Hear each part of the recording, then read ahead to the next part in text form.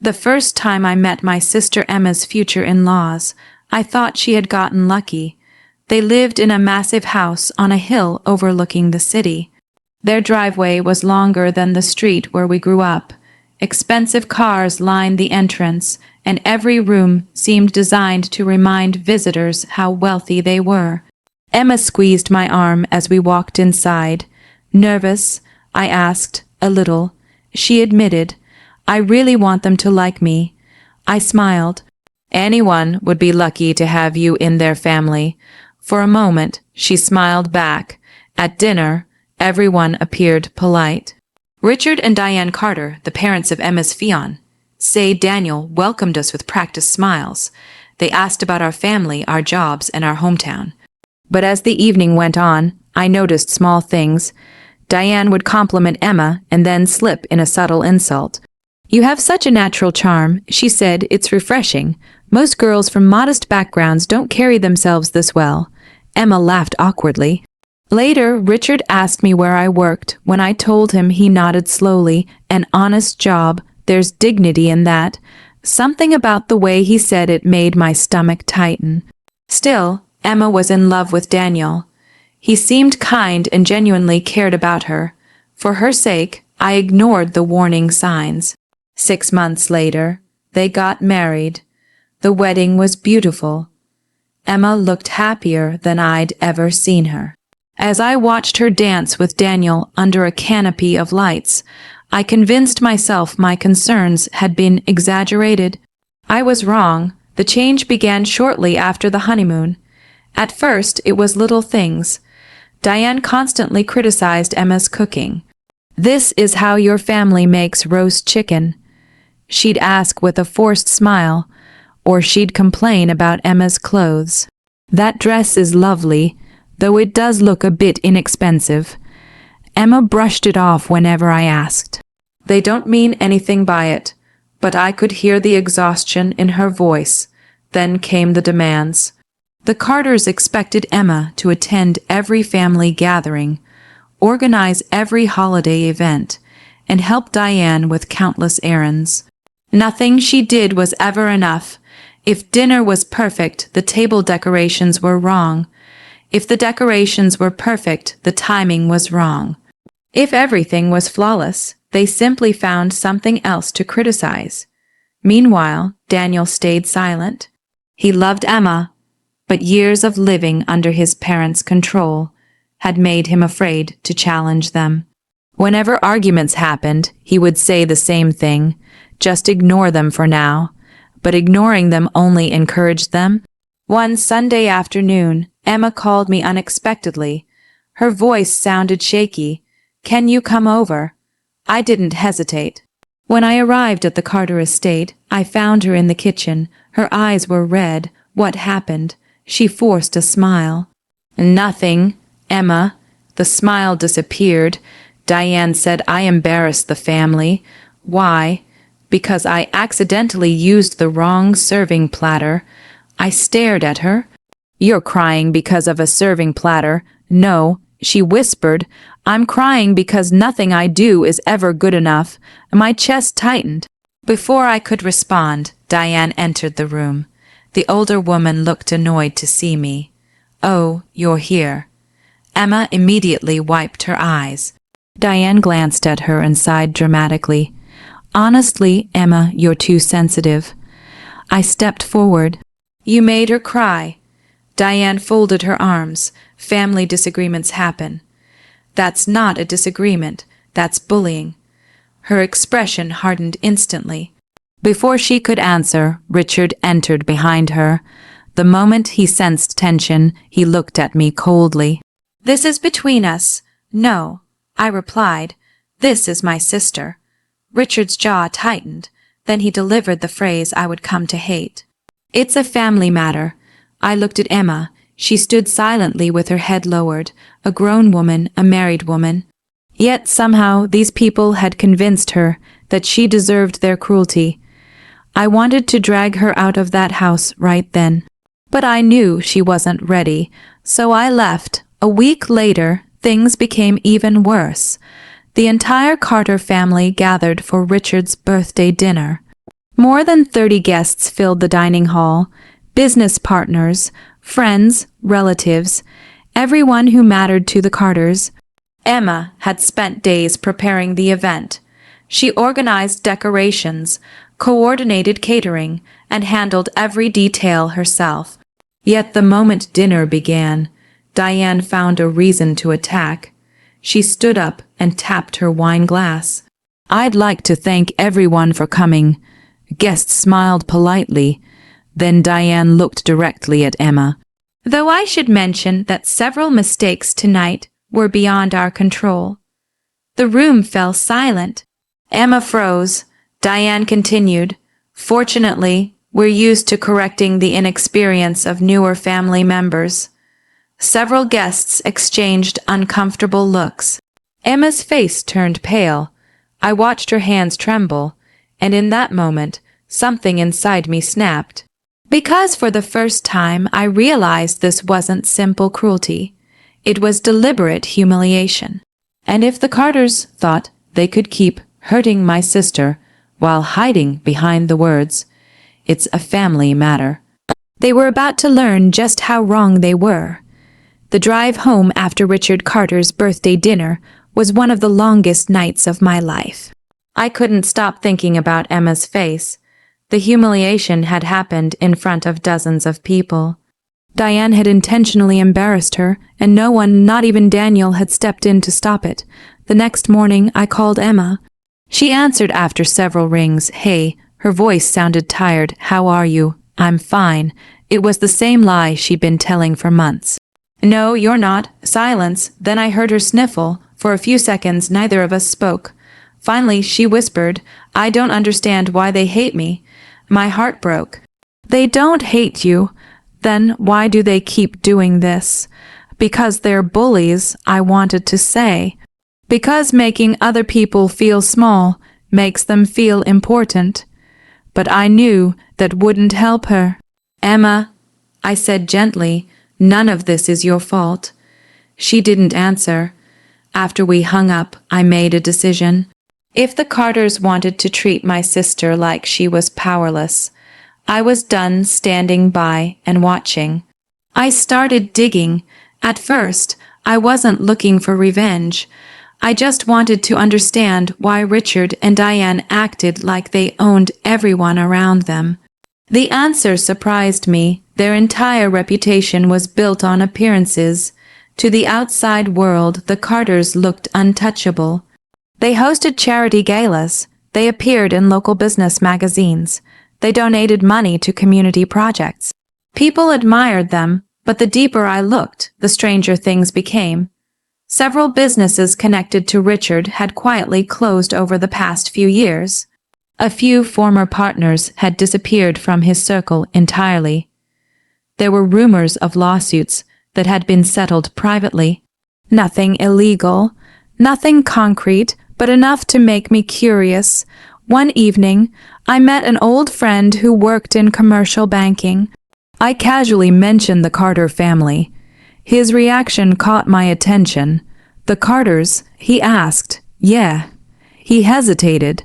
I shouldn't say much. That immediately made me interested. "What do you mean?" He lowered his voice. "Let's just say wealthy people aren't always as wealthy as they appear." My pulse quickened. "What are you talking about?" He shrugged. "I've heard things. Expensive lifestyles can hide a lot of problems." That conversation stayed in my head. For the next several weeks, I paid closer attention. The more I learned, the more cracks I found. Richard's companies weren't thriving. Some were barely surviving. Several major projects had underperformed. Yet the family continued spending money like billionaires. Lavish vacations, luxury cars, endless social events. It didn't make sense. Then I discovered something even more interesting. The Carters relied heavily on their reputation, more than their money. Their power came from people believing they were successful. The image mattered more than reality. And suddenly, I understood why they treated Emma the way they did. They needed someone beneath them, someone they could blame, someone who made them feel superior. Emma had become that person.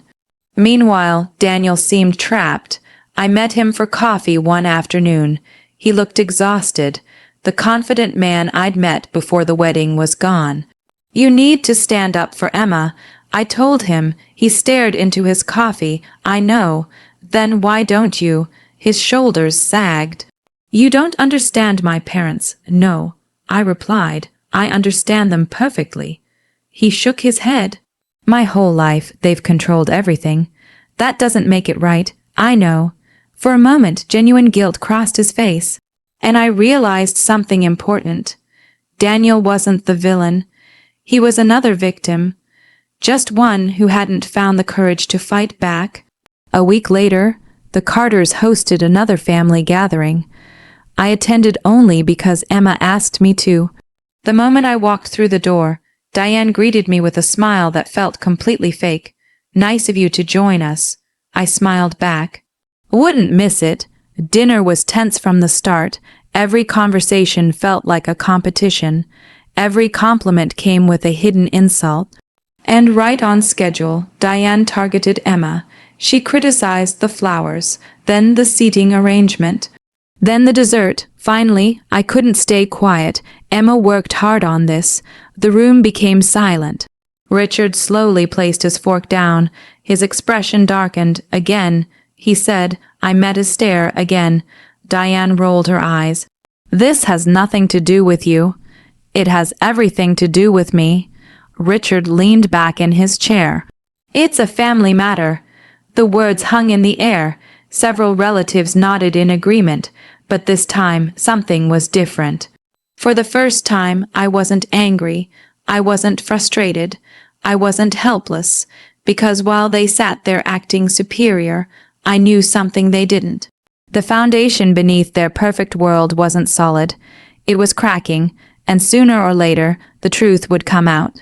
The Carters still believed they were untouchable. They still believed Emma would remain silent. They still believed I was just an annoying brother interfering where I didn't belong.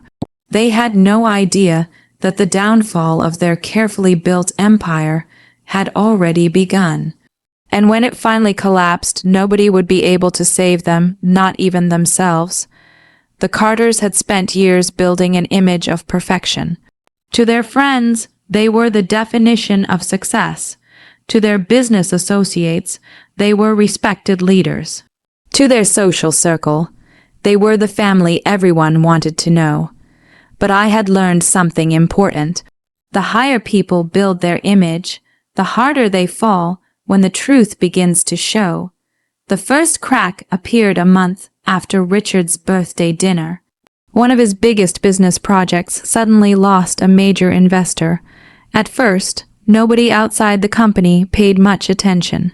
Investors came and went all the time, but then another partner pulled out, and another. Rumors started spreading. People began asking questions. Richard insisted everything was fine. "We're simply restructuring," he told everyone. But the confidence in his voice wasn't as strong as it used to be. For the first time, I saw uncertainty in his eyes. Meanwhile, Emma was slowly changing too. Months of abuse had drained her spirit, but something inside her had finally begun to wake up. One afternoon, she came to my apartment carrying a small suitcase. I immediately stood up. "What happened?" She sat down on my couch. Her hands trembled slightly. Diane yelled at me again. I wasn't surprised, but then she said something I never expected. I yelled back. For a second, I simply stared at her. Then a small smile appeared on my face. "What did you say?" A tiny spark of pride lit her eyes.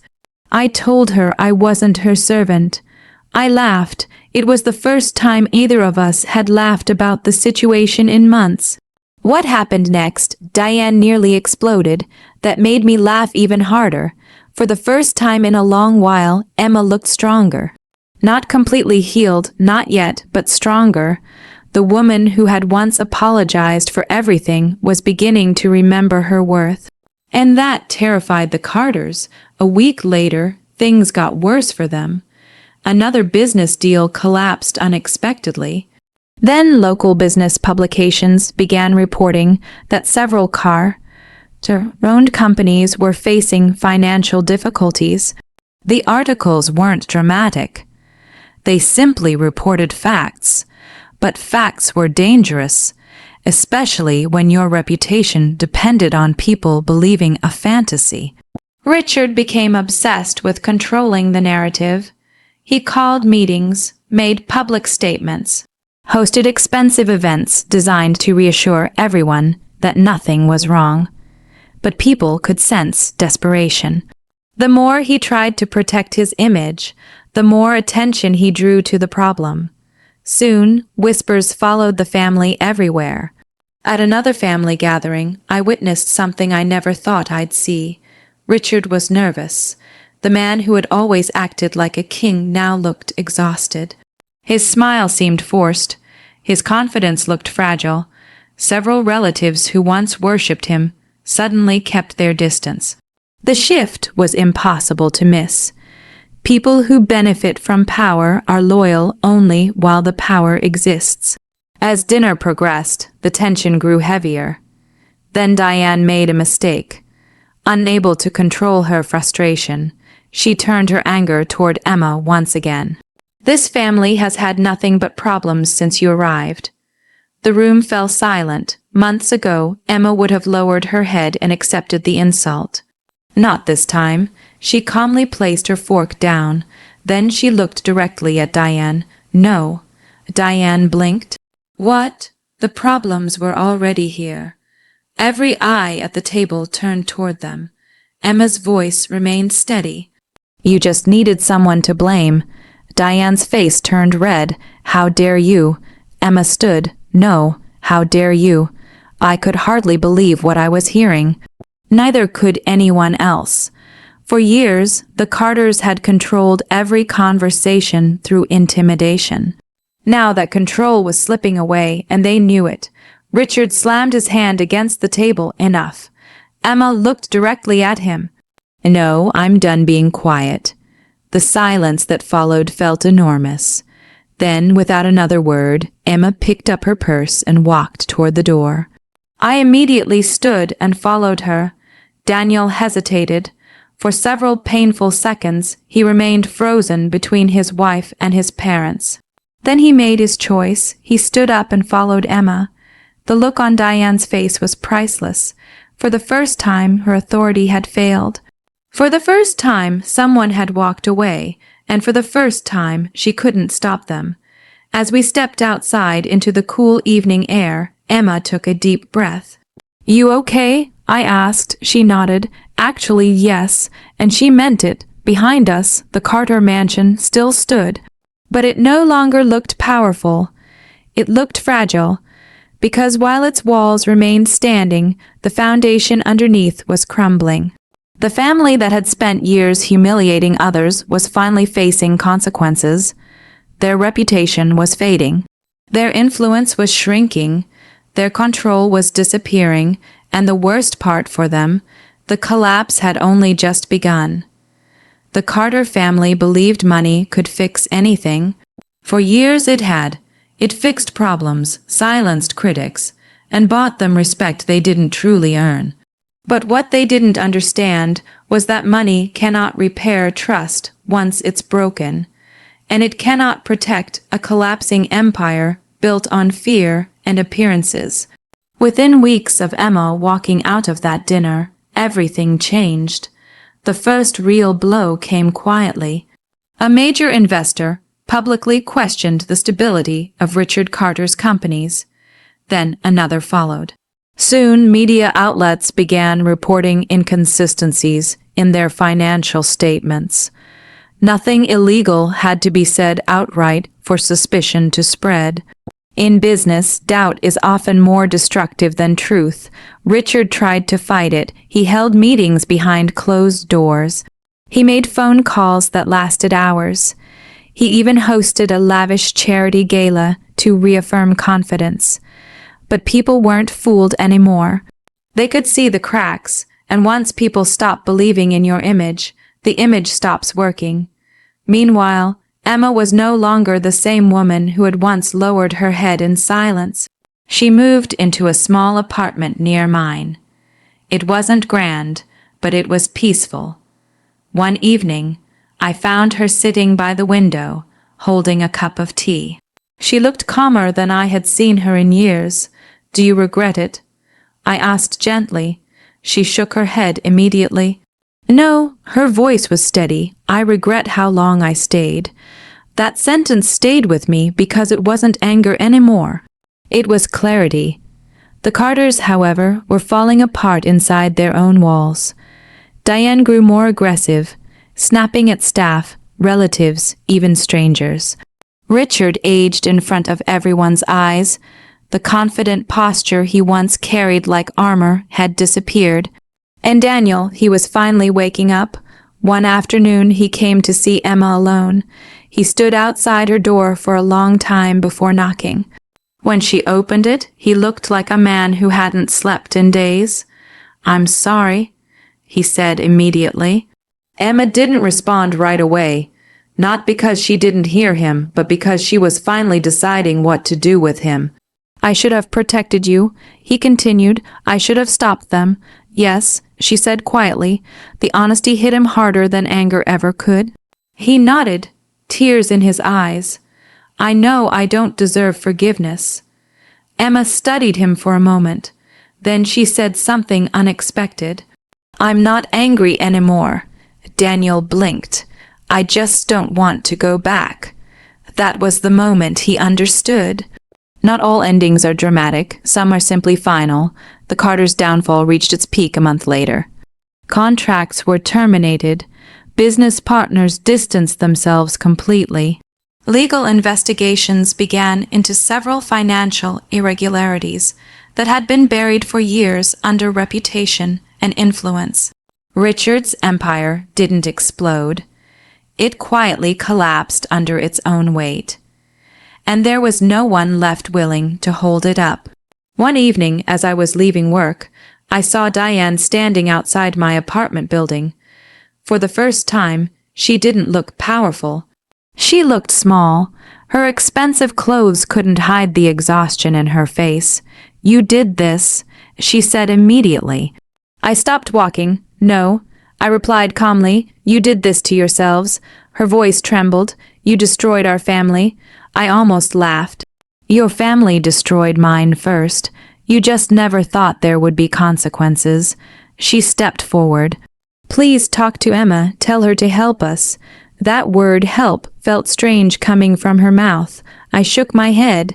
"You spent years saying it's a family matter when she was suffering." Her lips tightened. "Now it is a family matter." I continued, "and she's not part of it anymore." I walked past her and didn't look back. A few days later, Emma received a message from Daniel, not asking her to return. Not begging for forgiveness, just a final goodbye, and she finally felt free. Months later, Emma was laughing again. Really laughing. Not the polite kind she used to force at family dinners, but the kind that comes from peace. She had started rebuilding her life, slowly but surely. New friends, new routines. A new version of herself that no longer shrank in the presence of others. One evening she looked at me and said, "I used to think I was trapped." I smiled, and now she looked out the window. "Now I know I was just waiting to leave." Behind us, the Carter name still existed, but only as a reminder of what happens when arrogance replaces kindness. They had once said it's a family matter, as if that would protect them, but in the end it was exactly that, a family matter. And it was the family itself that brought them down.